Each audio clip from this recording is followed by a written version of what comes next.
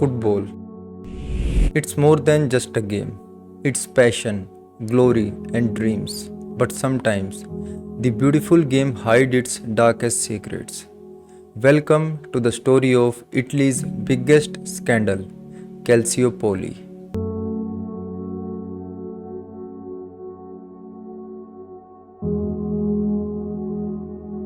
एक वक्त था जब फुटबॉल का दिल सिर्फ एक ही जगह धड़कता था, इटली। सीरिया ए 1980 से लेकर 2000 तक दुनिया की सबसे ग्लैमरस और पावरफुल लीग थी। इवन बड़े बड़े सुपरस्टार्स मैराडोना, बेजियो, माल्दिनी, डेल पिएरो, टोटी, ये सब उस वक्त इटली में ही खेलते थे। उस वक्त प्रीमियर लीग सिर्फ एक लीग थी और ला लीगा सिर्फ एक स्पेनिश फुटबॉल। लेकिन सीरिया ए दुनिया की अल्टीमेट डेस्टिनेशन थी, फुटबॉल की अल्टीमेट डेस्टिनेशन थी। अगर तुम बेस्ट हो तो तुम्हें इटली आना ही पड़ेगा। लेकिन लोंडो, जहाँ ग्लैमर होता है वहाँ माफिया होता है, जहाँ पैसा होता है वहाँ पॉलिटिक्स होती है, और जहाँ पावर होती है वहाँ स्कैंडल तो ज़रूर होते हैं भाई। और 2006 में वही हुआ, एक स्कैंडल जिसका नाम फुटबॉल की हिस्ट्री में लिखा गया, कैल्सियोपोली। ये कहानी सिर्फ एक लीग की या एक कंट्री की नहीं है या एक क्लब की नहीं है, ये कहानी है ग्रीड की, ये कहानी है पावर की। और इस कहानी के एपिक सेंटर एक बंदा, एक मास्टरमाइंड, एक ऐसा नाम जिसका इन्फ्लुएंस पूरे इटालियन फुटबॉल में स्प्रेड था उस वक्त, लुसियानो मोजी।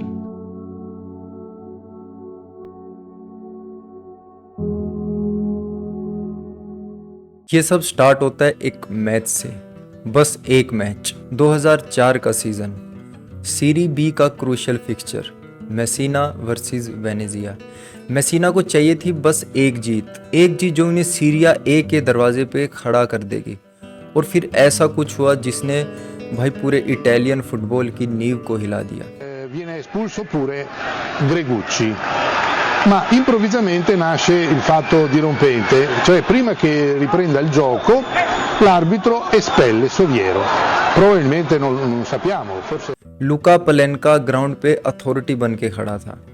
वेनेजिया के प्लेयर्स ने नॉर्मल टैकल किया और एक के बाद एक रेड कार्ड, पहला, दूसरा, तीसरा, और वेनेजिया 3 मैन डाउन हो चुकी थी, प्रैक्टिकली हैंडीकैप्ड।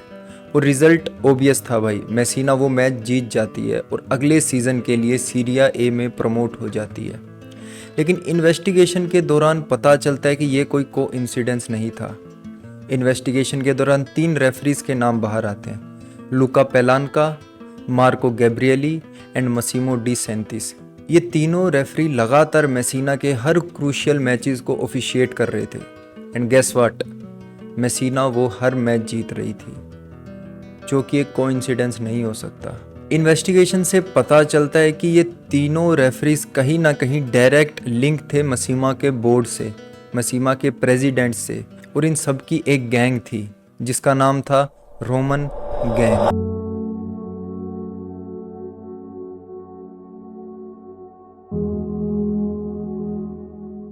और फर्दर इन्वेस्टिगेशन से पता लगता है कि रोमन गैंग और सब रेफरीज एक ही शैडो नेटवर्क से जुड़े हुए थे, GEA वर्ल्ड, एक स्पोर्ट्स एजेंसी, एक ऐसी एजेंसी जो सब कुछ कंट्रोल कर रही थी। और उसका मालिक था लुसियानो मोजी का बेटा। फोन टैप्स ने असली खेल खोला, मोजी और ऑफिशियल्स के कॉल, एक प्रमोशन मैच, गलत रेड कार्ड, मेसिना का जीतना, और एक एम्पायर जो धीरे धीरे एक्सपोज होने वाला था।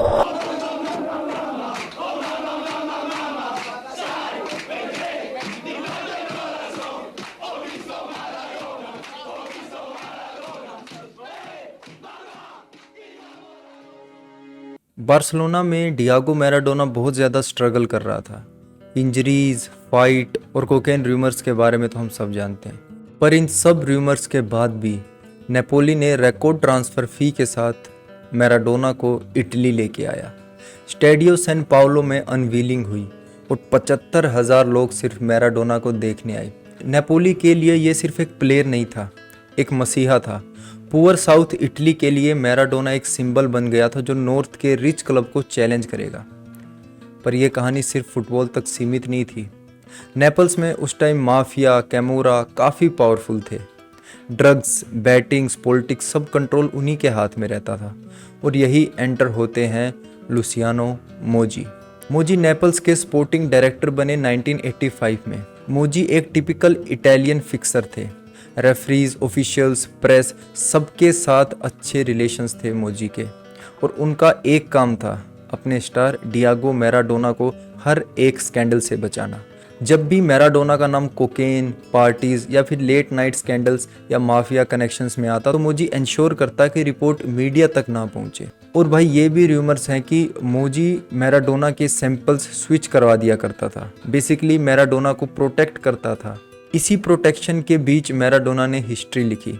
1987 में नेपोली ने अपना पहला सीरियाई टाइटल जीता, 1919 में दूसरा स्क्विडेटो और 1989 में यूएफए कप। ये मैराडोना का पीक था, सिटी का किंग, फुटबॉल का गॉड। पर भाई हर गॉड के साथ एक शैडो भी होती है। नेपोली में मैराडोना का लिंक माफिया के साथ स्ट्रॉन्ग हो गया। पार्टीज, वुमेन, कोकेन सब बहुत ही ज़्यादा फ्रीली फ्लो कर रहा था।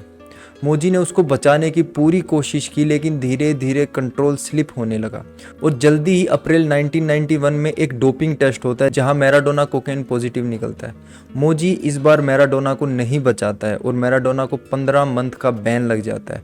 माफिया और वुमेन स्कैंडल सब कुछ एक्सपोज हो जाता है और मैराडोना का नेपोली चैप्टर ख़त्म हो जाता है। तो यहाँ से हम इजीली गेस कर सकते हैं कि मोजी क्या कुछ कर सकता था, मोजी के पास कितनी पावर थी। और ऐसा तो बिल्कुल नहीं है कि मोजी जब अपनी माँ के पेट से निकला था तभी से इतने लिंक थे उसके, तभी से इतना सब कुछ कंट्रोल करना वो जानता था। तो मोजी के मास्टर माइंड के पीछे किसका हाथ है ये जानने के लिए हमें बात करनी पड़ेगी इटालो एलोडी के बारे में। एलोडी को इटालियन फुटबॉल का असली बिल्डर कहा जाता था। वो सिर्फ एक डायरेक्टर नहीं था, एक विजनरी बंदा था। उसने फुटबॉल को एक प्रोफेशनल बिजनेस बनाया। पर 1986 में एक बहुत बड़ा तूफान आता है, एक स्कैंडल बाहर आता है जिसका नाम था टोटोनेरो बिस scandal. Illegal batting, match fixing और अंडरवर्ल्ड के साथ लिंक सब एक्सपोज हो जाते हैं और इसी में एलोडी का भी नाम आता है। इन्वेस्टिगेशन रिपोर्ट्स बताते हैं कि एलोडी कुछ क्लब के डायरेक्टर्स और रेफरीज के बीच में शेडी डील करवाता था।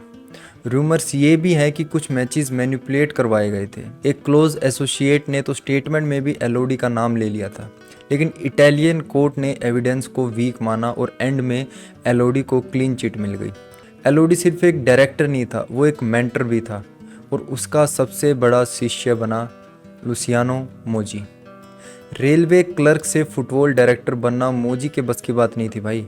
ये एलोडी की बैकिंग थी जिसकी वजह से मोजी जुवेंटस और नेपोली जैसे बड़े बड़े क्लब्स का डायरेक्टर बना। मोजी ने एलोडी से सब कुछ सीखा, रेफरीज से नेटवर्क बनाने का तरीका, ट्रांसफ़र मैनिपुलेट करने का सिस्टम और सबसे बड़ी चीज़ प्लेयर के साथ पर्सनल बॉन्डिंग। इसलिए मोजी को प्लेयर्स एक सेकंड फादर कहते थे और यही स्टाइल उसको इतना पावरफुल बनाता गया। Italo Allodi was the man who taught Moggi the dark art of football. Moji start his career as a sporting director or club president from Lazio to Torino to Napoli to Roma. और रोमा में एक scene होता है। रोमा का एक बहुत ही crucial match था। Match से एक दिन पहले मोजी को मैच के रेफरी के साथ डिनर करते देखा जाता है, जिसकी वजह से हर एक जगह ये बातें चल रही होती थी कि भाई ये मैच तो रोमा जीतेगा ही।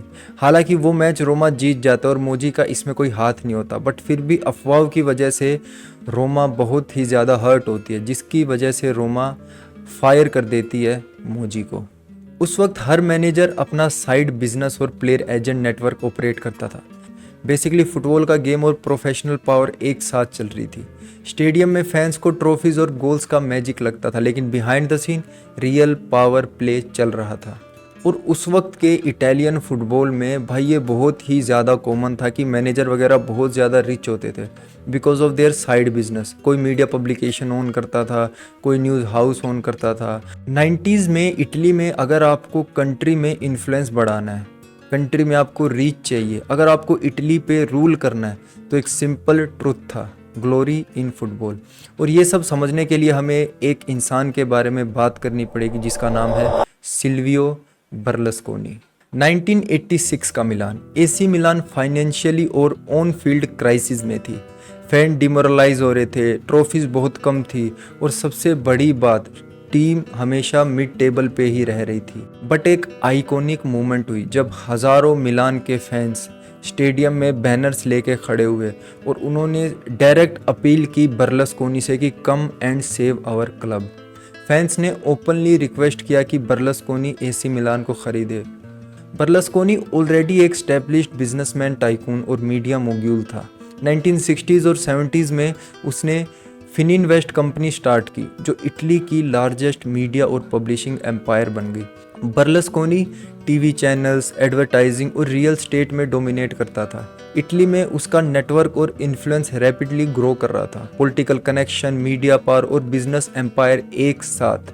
उस वक्त इटली में फुटबॉल और पॉलिटिक्स क्लोजली लिंक रहते थे और बर्लस्कोनी जैसे रिच बिजनेसमैन के लिए ये एक परफेक्ट प्लेटफॉर्म था अपनी रीच और इन्फ्लुएंस को एक्सपेंड करने के लिए। और इतनी अपील के बाद बर्लस्कोनी ने एसी मिलान को खरीद लिया। बर्लस्कोनी के साइन करने के बाद अगले 10 सालों में एसी मिलान वोन 5 लीग टाइटल एंड 3 यूसीएल। भाई साहब, massive success.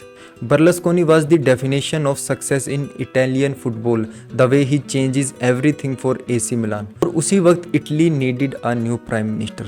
And guess what? Berlusconi step up after so much success in business and Italian football. और वो इटली के प्राइम मिनिस्टर बन जाते हैं।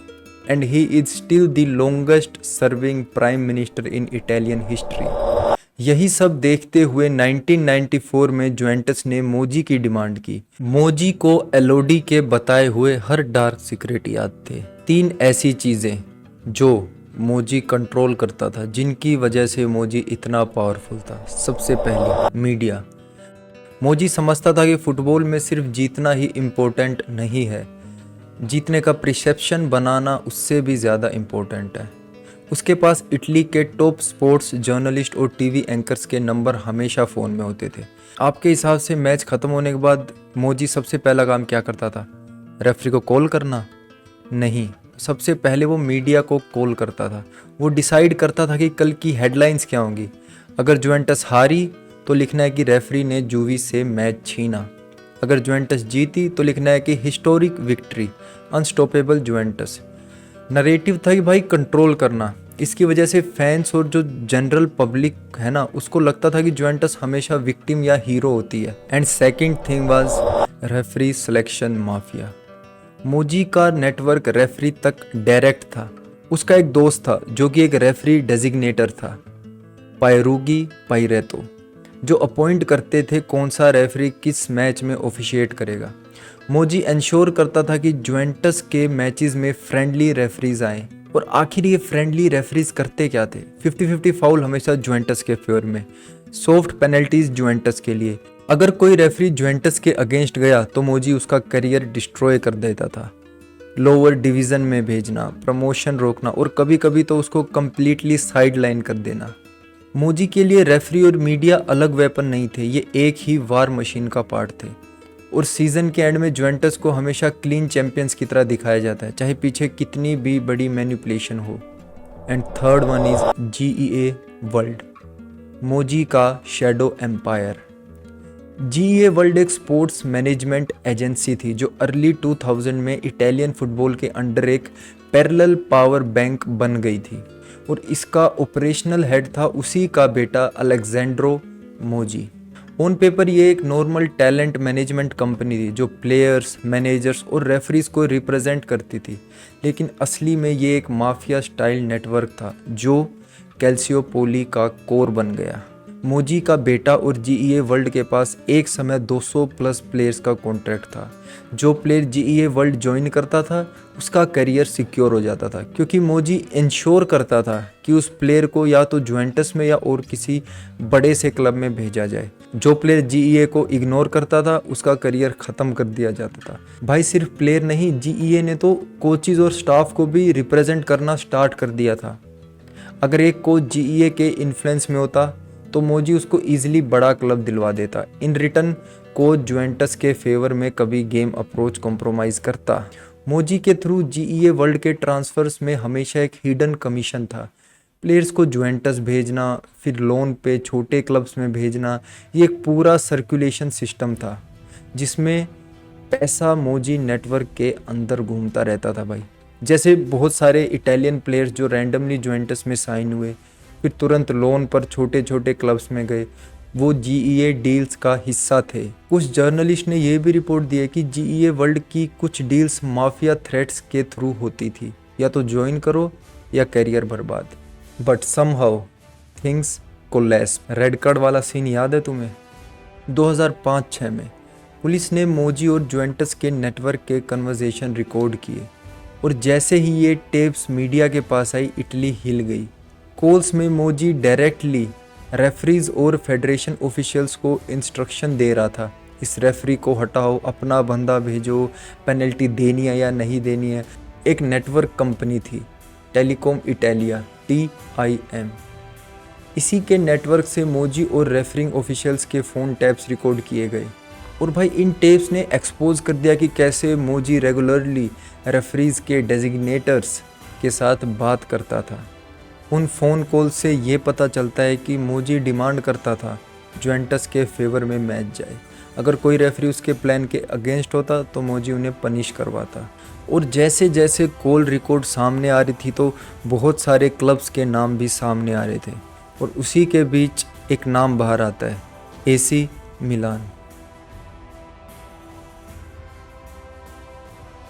एड्रियानो गैलियानी, जो उस वक्त AC मिलान के बॉस थे, वो सिर्फ AC मिलान के बॉस नहीं थे बल्कि लीगा सेल्सियो के वाइस प्रेसिडेंट भी थे। मतलब मोजी की ही तरह गैलियानी के पास भी रेफरी अपॉइंटमेंट और टीवी राइट्स पर इनडायरेक्ट कंट्रोल था। मोजी और गैलियानी दोनों को इटालियन फुटबॉल का अनटचेबल समझा जाता था। इन्वेस्टिगेटर्स ने वायर टैप पे पाया कि गैलियानी के भी रेफरी सिलेक्शन कमेटी के साथ कॉन्टैक्ट थे। जैसे मोजी जुवेंटस के लिए फ्रेंडली रेफरी सेट करवाता था, वैसे मिलान के लिए गैलियानी करवाता था। AC मिलान के क्रूशियल चैंपियंस लीग और सीरिया मैचेस के कुछ रेफरीज सस्पिशियस तरीके से फेवर करते थे। मोजी ओपनली रेफरीज को कॉल करता था, पर गैलियानी ज़्यादा सबटल था। वो रेफरीज के थ्रू नहीं बल्कि इटालियन FA और पॉलिटिकल लॉबी के थ्रू प्रेशर डालता था। मोजी ने बनाया एक माफिया स्टाइल सिस्टम, और गैलियानी उस सिस्टम का पॉलिटिकल फेस था। और इसी स्कैंडल में एक और नाम बाहर आता है, फ्रैंको कैरारो। 2001 से 6 तक वो FIGC इटालियन फुटबॉल फेडरेशन का प्रेसिडेंट था। उससे पहले वो इटालियन ओलंपिक कमेटी और सीरिया ए का भी हेड रह चुका है। मतलब Carraro is equal to Italian football का बॉस। इन्वेस्टिगेटर्स ने जब मोजी के वायर टैप और कॉल सुनने शुरू किए तो कैरारो का नाम बार बार आ रहा था सामने।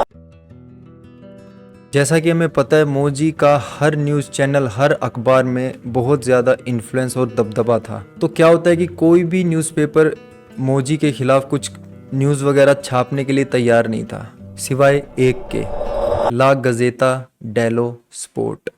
2006 में जब स्कैंडल फूटा, वायर टैप्स और इन्वेस्टिगेशंस की लीक सबसे पहले ला गजेटा में पब्लिश हुई। मोजी हमेशा कहता था कि गजेटा उसके खिलाफ एक मीडिया ट्रायल चला रही है। मोजी के सपोर्टर्स ये भी बोलते हैं कि हर न्यूज़पेपर खुद इन्वेस्टिगेशन करता था।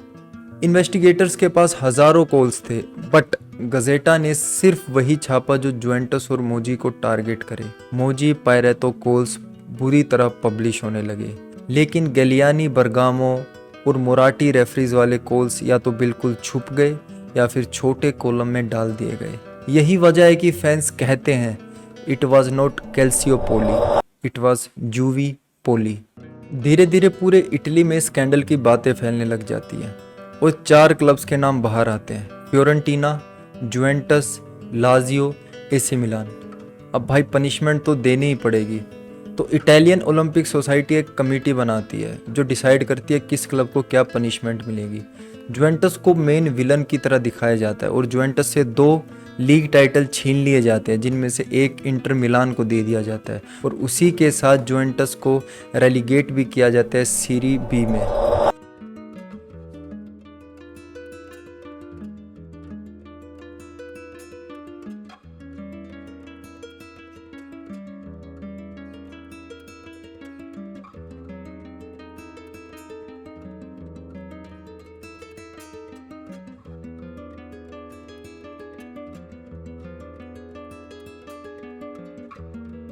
पर दोस्तों, सबसे बड़ा ट्विस्ट अभी बाकी है। इंटर मिलान, जिसका स्कैंडल में नाम था पर उनको पनिशमेंट नहीं मिली, हालांकि उनको एक ट्रॉफी गिफ्ट में भी मिली। वी कैन से छुपा रुस्तम। जिन जिन टीम को पनिश किया जाता है उनके फैंस का भरोसा उन पे से उठ जाता है, काफ़ी क्योस होते हैं, फैंस सपोर्ट नहीं करने आते, लड़ाइयाँ चलती है। बट उन्हीं के बीच में इंटर मिलान शाइन कर रही होती है, वो अपने पीक पे होती है, हर चीज़ जीत रही होती है। तुम्हें याद है वो कम्युनिटी जो इटालियन ओलंपिक सोसाइटी ने बनाई थी पनिशमेंट देने के लिए? उसका इंचार्ज पता है कौन था? गीदो रोसी। एंड गेस व्हाट, गीदो एक लॉयर था। इनिशियली ये डिसाइड होता है कि जो जुवेंटस से 2 टाइटल छीने गए हैं वो हम किसी को नहीं देंगे, बट गीदो का डिसीजन ये आता है कि एक टाइटल उनमें से इंटर मिलान को दिया जाएगा। और पता है तुम्हें इससे भी ज़्यादा इंटरेस्टिंग क्या है? गीदो इससे पहले 2 मेजर काम करता था। पहला था कि वो TIM टेलीकॉम इटालिया, वही कंपनी जिसने सारी वायर कॉल टैप की थी और सारे प्रूफ गैदर किए थे, गीदो उसका प्रेसिडेंट था भाई। और दूसरी चीज़ उससे भी ज़्यादा इंटरेस्टिंग कि वो इंटर मिलान का एक्स बोर्ड मेंबर रह चुका है। और टेलीकॉम इटालिया का जो करंट प्रेसिडेंट था वो था Marco Provera, second largest stake holder in Inter Milan. तुम्हें याद है ला गजेता डेलो स्पोर्ट, याद है ना? उसका ओनर है Carlo Buora, vice president of Inter Milan and board member of Telecom Italia. किस तरह से चीज़ें घुमाई गई तुम देख सकते हो भाइयों। We can easily see the magic move of Inter Milan. और मोजी कोर्ट में एक बात कहता है, ईदर एवरीबडी इज करप्ट और नो बडी इज करप्ट। और दोस्तों, यही था कैल्सियोपोली, वो स्कैंडल जिसने इटली के फुटबॉल को हिला कर रख दिया। एक तरफ मोजी की फ़ोन कॉल्स, रेफरी के हिडन कनेक्शन और मीडिया का पूरा कंट्रोल, और दूसरी तरफ वो क्लब जो अपनी सारी मेहनत एक रात में खो बैठे। जुवेंटस को सीरी भी भेज दिया गया, उनका स्क्विडेटो छीन लिया गया, फ्योरेंटीना और लाजियो को यूरोप से निकाल दिया गया। और एक ऐसी लड़ाई शुरू हुई जो फील्ड पर नहीं, अंदर ही अंदर पॉलिटिक्स के टेबल पर चल रही थी। सब लोग बोलते थे मोजी एक डॉन था, एक किंग मेकर। रेफरीज उसके फ़ोन उठाते थे, मीडिया उसके खिलाफ लिखने से डरती थी और प्लेयर उसको अपना दूसरा बाप मानते थे। लेकिन जब स्कैंडल सामने आया तो वही पावर उसके लिए सबसे बड़ा कर्ज बन गई। इटली के सबसे बड़े क्लब्स अपनी इज्जत बेचने के लिए लड़ रहे थे और सारी फुटबॉल दुनिया में बस एक ही सवाल था, फुटबॉल खेल कौन रहा था और जीत कौन रहा था। कैल्सियोपोली सिर्फ एक स्कैंडल नहीं था, ये था एक रिमाइंडर कि जब पॉलिटिक्स, पैसा और पावर एक गेम के साथ मिलती हैं तो रिजल्ट कभी फेयर नहीं होता। और आज भी सालों बाद लोग डिबेट करते हैं, क्या ये सच में जस्टिस था या फिर जुवेंटस को स्केपगोट बनाकर इटालियन फुटबॉल का एक नया चैप्टर लिखा गया। Because in Italy football was never just a sport, it was power, it was politics, it was war.